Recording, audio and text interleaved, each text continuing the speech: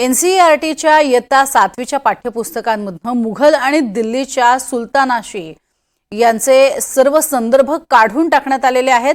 तर भारतीय राजघराणी, पवित्र भूगोल, तसंच महाकुंभ आणि मेक इन इंडिया, तसंच बेटी बचाओ बेटी पढाओ यासारख्या योजनांचा पाठ्यपुस्तकांमध्ये समावेश करण्यात आलाय। ही नवीन पुस्तकं या आठवड्यात प्रकाशित झाली आहेत। त्यामुळे आता NCERTच्या इयत्ता 7वीच्या पाठ्यपुस्तकांमधून मुघल आणि दिल्लीच्या सुलतानशाही या संदर्भातले सगळे संदर्भच काढून टाकण्यात आलेले आहेत।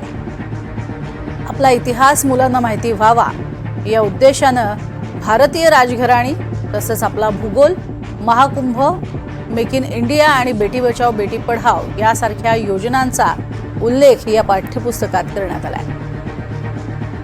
अधिक माहिती घेऊयात। राहुल कुलकर्णी आमचे प्रतिनिधी आपल्या सोबत आहेत। राहुल, या स्वरूपाचे संकेत देण्यात आले होते की काही बदल जे आहेत येत्या काळात होतील आणि तसे आता केले जात आहेत का? काय अधिक माहिती? ही बातमी पीटीआयने दिलेली आहे। नवे राष्ट्रीय शैक्षणिक धोरण, ज्याला NPE आपण म्हणतो, आणि शालेय शिक्षणासाठी राष्ट्रीय अभ्यास आराखडा 2023 त्याच्या अनुषंगाने ही पाठ्यपुस्तकं तयार करण्यात आलेली आहेत आणि त्याच्यामध्ये म्हणूनच भारतीय परंपरा, तत्वज्ञान, ज्ञानव्यवस्था आणि स्थानिक संदर्भाचा समावेश करण्यावर भर दिलेला आहे।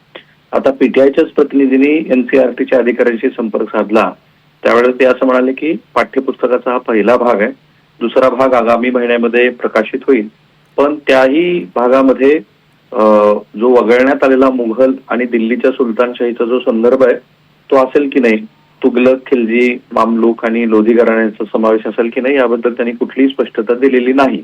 त्यामुळे आपण असं गृहीत धरून चालू की आता पहिल्या भागामध्ये जे मगध, मौर्य, शुंग, सातवाहन आणि भारतीय राजघराण्यातले जे संदर्भ समावेश करण्यात आलेले आहेत तेच विद्यार्थ्यांसाठी असणार आहेत। सगळ्यात महत्वाची गोष्ट आहे की जातभेदासाठी ब्रिटिशांना जबाबदार धरण्यात आले।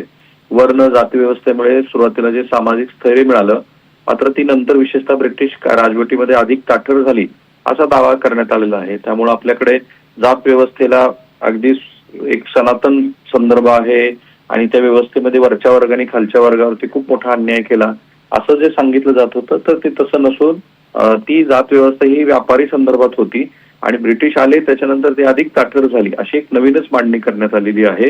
त्याबरोबरच हे सगळे संदर्भ काढून टाकण्यात आलेले असल्यामुळं मुघलांच्या इतिहासाऐवजी आपल्या आजूबाजूचा इतिहास मुलांनी शिकावा, भूगोल समजून घ्यावा असा भाव दिसतोय सध्या। नक्कीच, तुर्तास धन्यवाद या संपूर्ण माहितीसाठी राहुल।